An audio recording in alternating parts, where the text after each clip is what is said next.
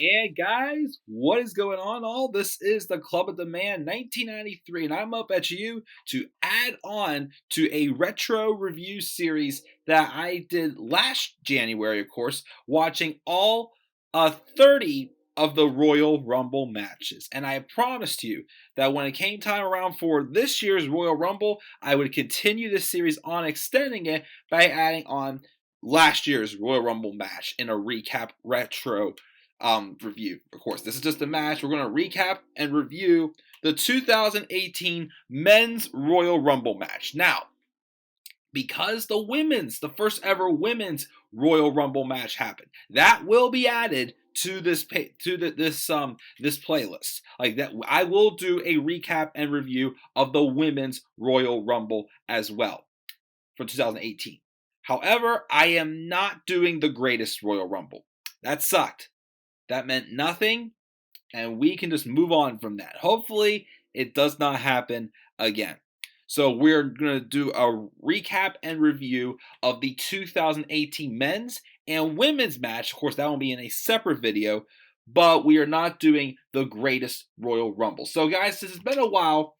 If you got like what my plan was behind this series, again, it was just to take the Royal Rumble match, break down the entrance, talk about eliminations, different moments in the match, surprise entrance as well, since we did have, several surprise entrants in both matches from last year. Say which brand was who, share facts like who had the most eliminations, how long was this match, who was in there the longest and what, and of course the winner and my overall grade for this match as well. So that's just a little reminder of how I did this series last year. So again, we're going to add on to this series again with the Royal Rumble match for the men from 2018. So we're going to talk about this in this video, and then in the next video we will talk about the women's Royal Rumble match from 2018. So, of course, as always, let's first, just go over some of the facts. So, it took place last year on January 28th, 2018, at the Wells Fargo Center in Philadelphia, Pennsylvania. The stipulation, as always, for the Royal Rumble match, well, for the most part, the winner gets a World Championship match at WrestleMania 34. Now, for the past couple years, of course, it was first, it used to be, you get to pick the champion of your choosing.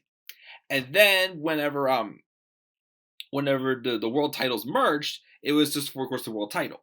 But then, of course, when, the brand split came back, it was for the championship of that brand. 2018, though, they added in, you can pick either champion from either brand. Does not have to be on the same brand as you, of course. But that was the stipulation, of course, added on, like with this in this year's Royal Rumble match. So, without further ado, let's get right into it. Also, side note here to mention, Jerry the King Lawler was also a special guest commentator for this match as well to start out there. The match started off with Rusev, who was on, and still is, on SmackDown, and Finn Balor from Raw. Finn Balor, of course, was known to have the Iron Man, he was the Iron Man basically of this Rumble match. Again, this was, in my opinion, a fun Rumble match. Of course, most of us were concerned about this match, especially since the last time it took place in Philadelphia. When was that? 2015. Remember that sucky Rumble, guys? Yeah, we're not gonna go back and talk about it, but of course, we knew the main event of WrestleMania was probably gonna be Roman Reigns and Brock Lesnar. And I kept saying, well, first off, if they're going to give it to Roman, have him do it in the Chamber, not at Royal Rumble, even though the way he did at Chamber, I wasn't happy about it. But I just kept saying, don't do the same mistake you did in 2015. And let me tell you something. Even if Roman would have won this Rumble, who knows, he could have picked AJ Styles. Then again, why would have he picked AJ Styles? But AJ Styles and Roman Reigns could have been a good match for WrestleMania.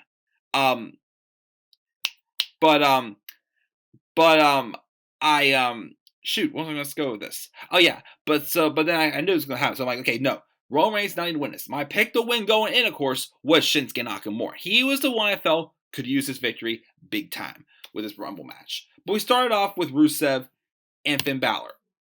Number 3 was Rhino, of course, on Raw. Number 4 was Baron Corbin on SmackDown. The Corbin I could still somewhat tolerate, even though I saw his career slowly starting to go downhill. But he came out at number 4, and he eliminated Rhino. And then he goes to eliminate Balor, but then Balor eliminated him. But then Corbin snaps. He grabs Balor by the feet, pulls him from underneath the bottom ropes, and starts beating down on Balor. He did the same and lays the laid out outside the ring, not over the top ropes, underneath the ropes. He did the same thing to Rusev, laying them both out for going up the ramp. And number 5 was Heath Slater. And poor Heath. I don't know personally if Heath Slater, because here's a little side note I gotta throw out there. And I thought of this while I was watching this Rumble. Rumors have it apparently Enzo Amore was supposed to have like a big, supposed to be a big part of Raw 25 before he got released that day. From of course, WWE in general. Because the plan was he was going to lose the Cruiserweight Championship through a poker game. Be the one also to, be put through a table by the Dudley Boys. And Nia Jax's going to win the title back for him. But instead, since he was fired, Heath Slater was the one put through the table. And Heath Slater was treated like complete garbage in this Rumble match. It was not even funny. So I'm really wondering if they were serious about going to have Enzo Amore as like the representative of the Cruiserweight division in this match, which I was surprised there was not one in the end because I was hoping like Cedric Alexander or Mustafa Ali to represent the Cruiserweight division, because the year before Jack Gallagher did. Remember, guys, he floated out of the ring holding his umbrella like Mary Poppins, which was a nice act for what it was. So Heath Slater came out and Corbin just laid him out. So everyone's pretty much laid out for that entire 90 seconds. Then out comes Elias.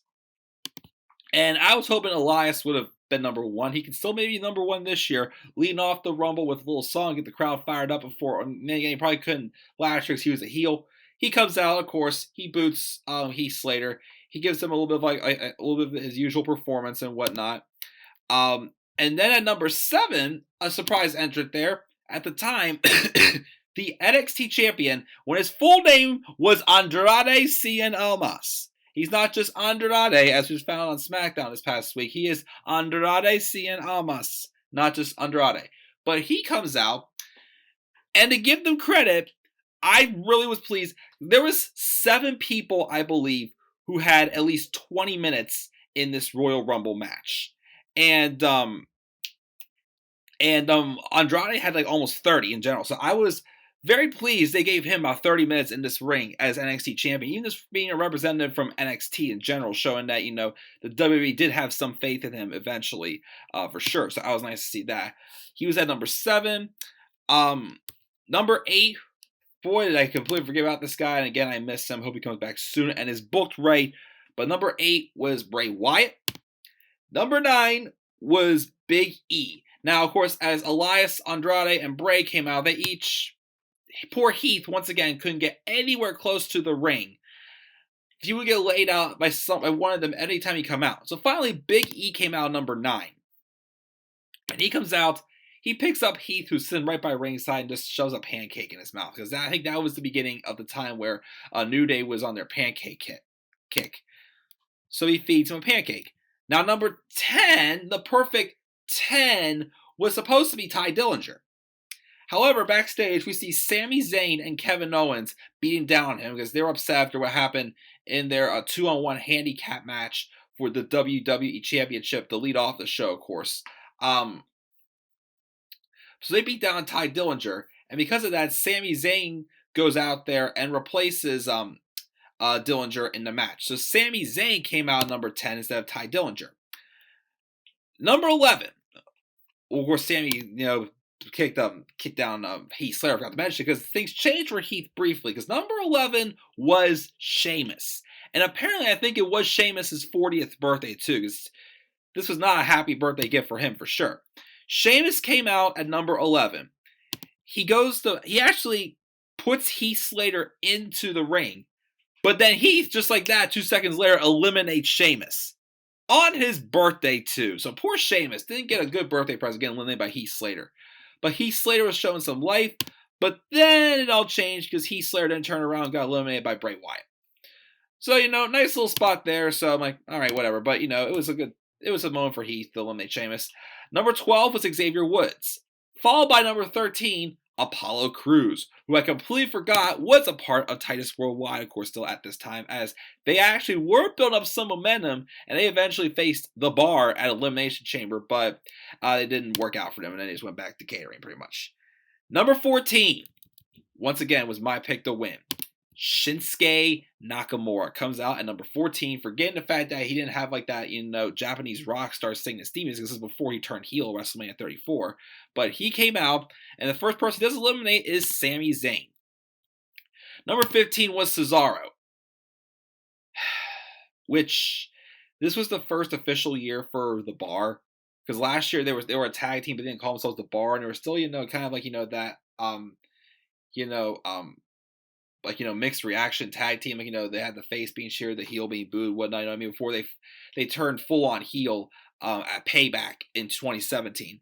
But Cesaro comes out and they play just the siren. It was just stupid. He went in there. No, that's not yet. My bad. But then number 16. This is when the Cesaro moment I want to talk about.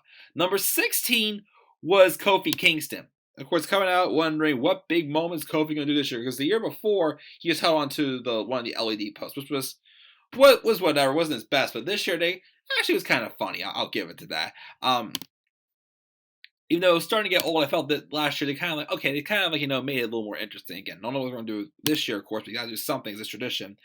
So then Kofi gets in, and as soon as he gets in, Cesaro just throws this big vicious uppercut that literally just knocked Kofi's head off. I'm just like, well, welcome to the Rumble, Kofi. So he was killing number 16.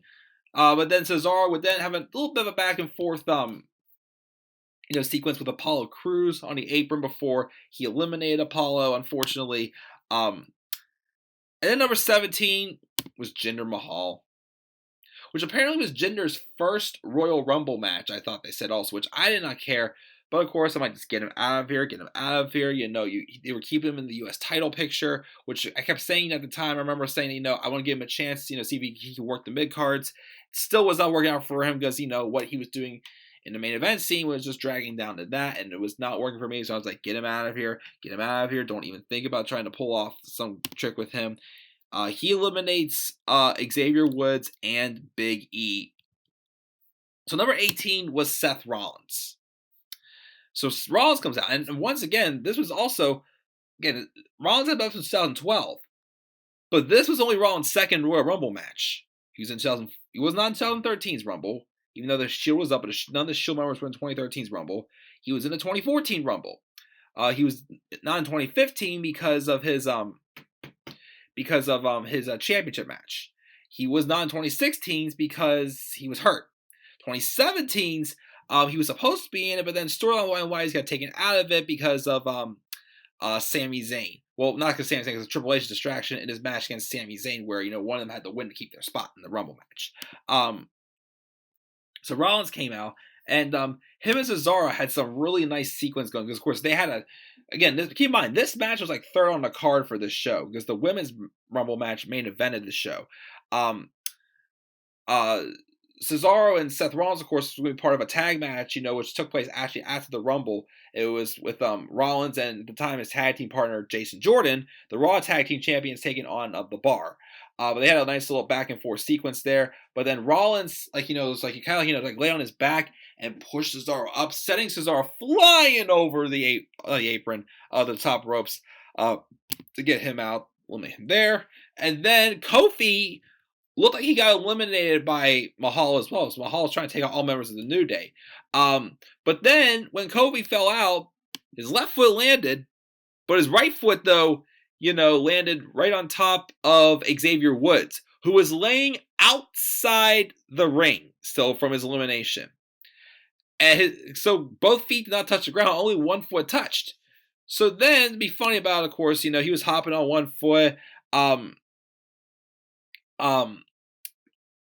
One foot, but then Big E put a stack of pancakes underneath the foot also, and then to help him out, they kind of did the whole thing, they catching the thing.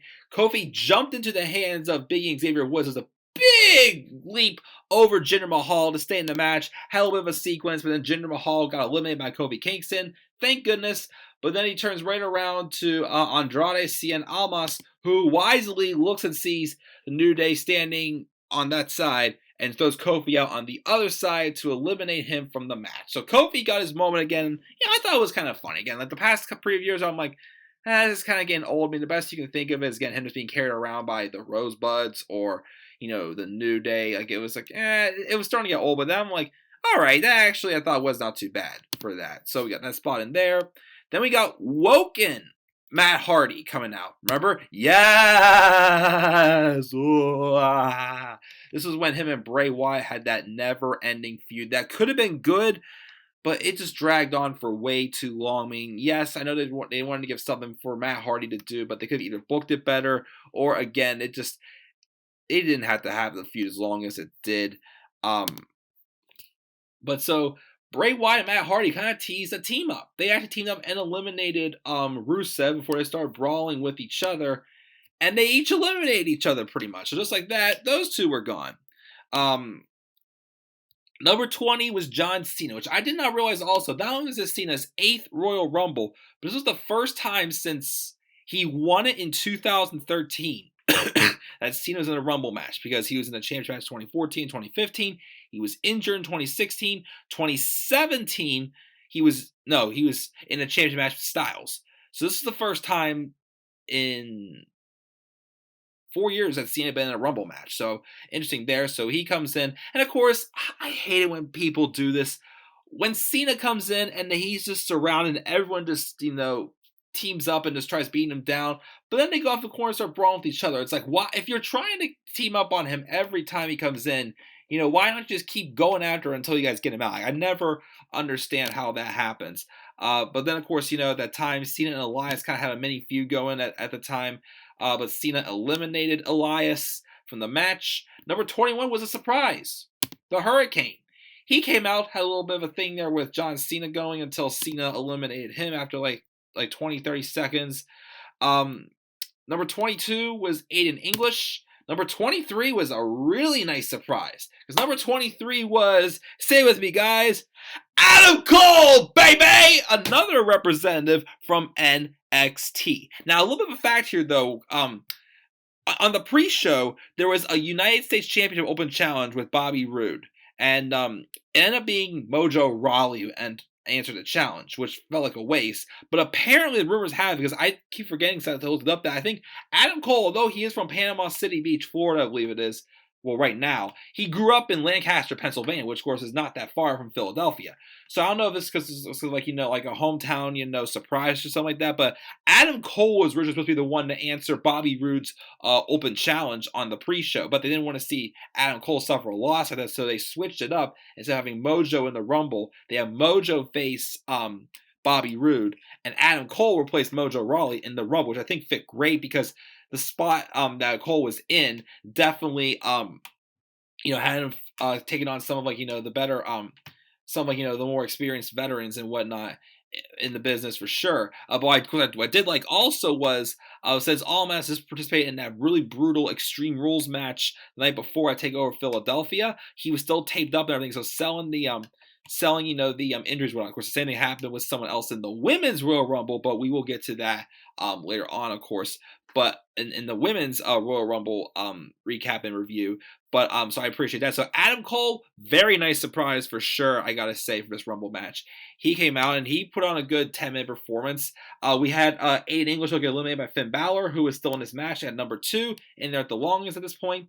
Number 24 was Randy Orton, who was actually number 23 the year before and won the Rumble match, but of course Orton did not win it this year, but he was in the final 6, I believe it was, at least 6 or 5.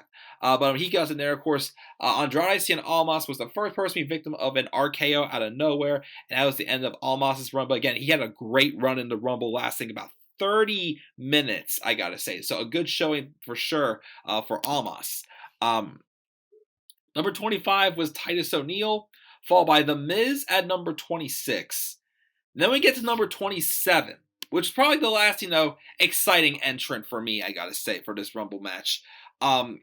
Number 27 was Rey Mysterio. First time we had seen Rey Mysterio, I think, either since his last singles match, which was the night after WrestleMania 30, shoot, what's his name? When Bad News Barrett made his in-ring return after being out with injury for a while. I thought he might have been in the Battle Royale at Battleground that year for the vacated IC title. I cannot remember which one it was. It was one of those two, the first time we see him. But of course, Ray got a nice pop, and I was happy for that because, again, the last Rumble match Ray was in 2014, again, he got booed. But again, it wasn't because of him. It's because the WWE didn't put Daniel Bryan in the 2014 Rumble match. Again, I would know that because I was there live in person, by the way. But so Ray gets this massive pop, a really nice surprise. And back at Dan's house, we all popped too for it. It was a nice surprise there. He goes in there and he has some nice things, including a really nice sequence with him and Adam Cole, which an Adam Cole and Rey Mysterio match actually would not be too bad of an idea. But he goes there and he does eliminate Adam Cole. So then we get to number 28, and it was Roman Reigns. We all knew that Reigns was going to be in the Rumble for sure. Last year, he should not have been, but he came out at number 30, which, was really, killed the last 5 minutes of that match. Again, no offense. But again, hearing that song, hearing that Dana, of course, 1 year later with Roman Reigns being out with leukemia, even though, again, hate the booking of the character sometimes, but, I still respect the man. And, I pray and hope for anything that I do hear that song be played again in the WWE for sure, because that means, the guy is healthy, he is getting back, and he has his, and, he's able to, live the way he wants to live life right now since, he's, dealing with leukemia and whatnot. But he comes out at number 28. He eliminates Titus O'Neil. And then he goes to eliminate The Miz, who was kind of involved in the feud at the time since The Miz had just returned recently from a 6-week absence, and he won back the Intercontinental Championship from Reigns at Raw 25 the week before. So he kind of had his sights set on him because, Miz, skedaddled out of it with the Miztourage's help. So he's going after him. He tried to eliminate him, but the Miztourage saved the Miz.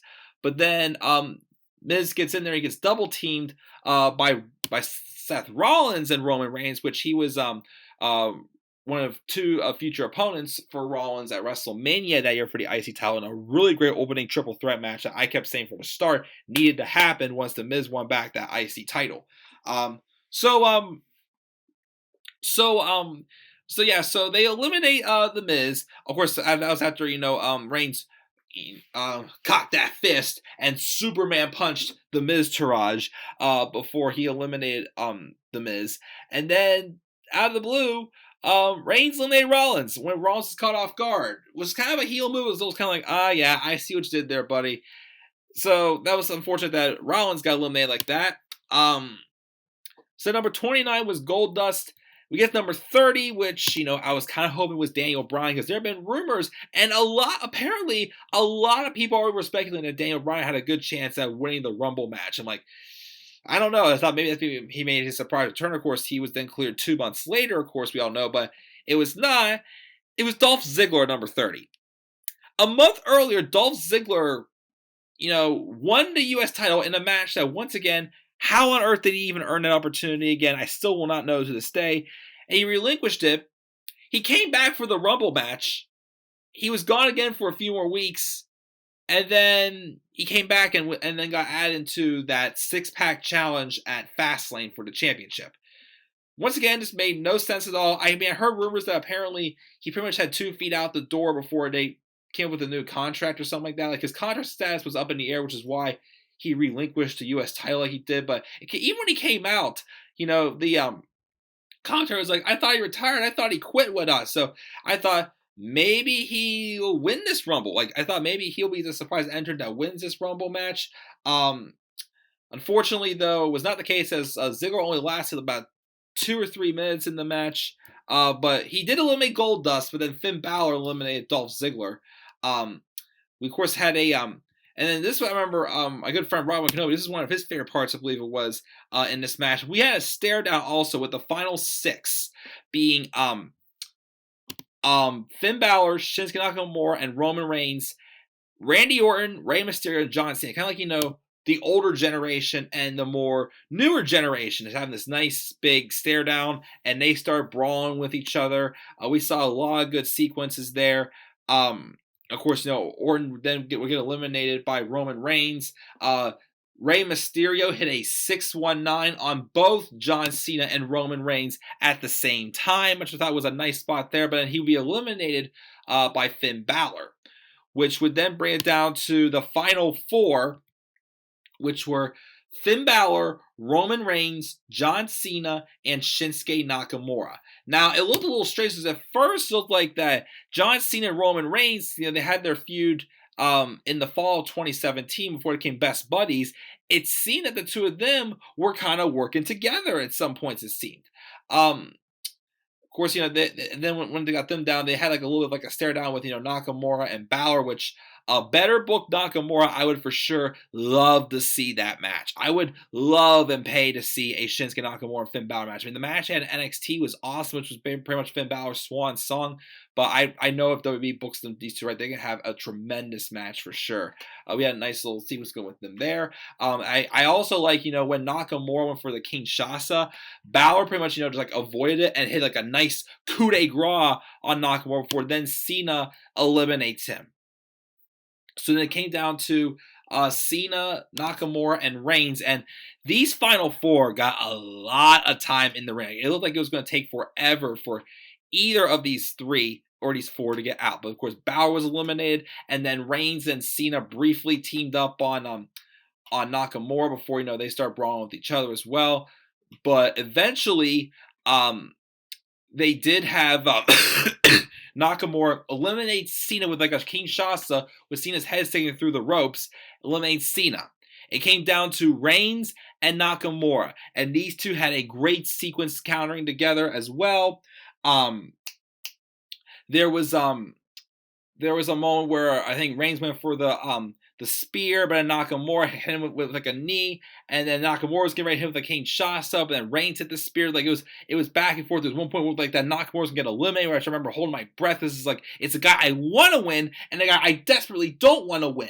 Like going back and forth each other. But then finally, Nakamura got Reigns down with a stunning knee. He picks him up, throws him out, and my prediction, we all popped, even though it was right before he went even lower down into the ground. They did not build him up to be a strong contender for the title of WrestleMania, but the man who I wanted to win that Rumble match, Shinsuke Nakamura, wins the 2018 Royal Rumble match. And of course, afterwards, he was asked, do you know which champion you want to face at WrestleMania this year, since he had the option?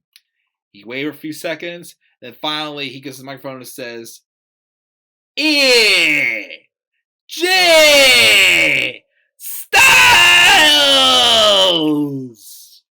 And of course, we had to wait till after the match at Fastlane, but AJ Styles and Shinsuke Nakamura was already being teased for WrestleMania 34. And yes, the match did not go as good as we had wanted. It was never, none of their matches ever hit the level it had for it. It was at Wrestle Kingdom several years ago, but it was still good for what it was.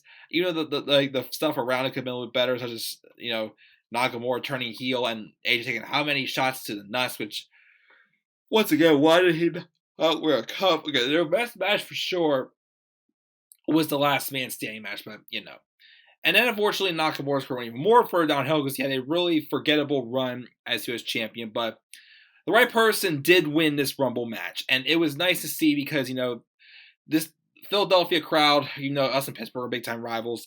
2015, they got a crappy Rumble match. But this last year, they got a great men's Royal Rumble match. Now, this could have been the main event of the show, but they gave it to the women. This probably should have been the main event, I felt, because this had the crowd on fire. Like, the surprises were great. Like, in the women's match, you were expecting surprises, like, for sure, like, a lot of them. For the men's, though, you don't ever know who's going to show up. But we got like a good handful of surprises. Andrade Cien Almas, the Hurricane, Adam Cole, Rey Mysterio. A good handful there for sure.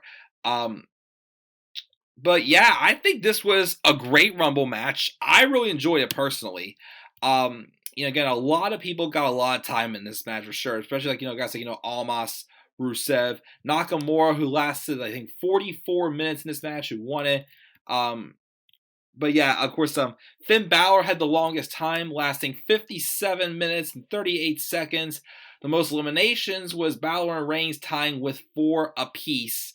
The total duration of this match is 1 hour and 5 minutes and 27 seconds. And once again, your winner was Shinsuke Nakamura, who would go on to challenge AJ Styles at WrestleMania 34.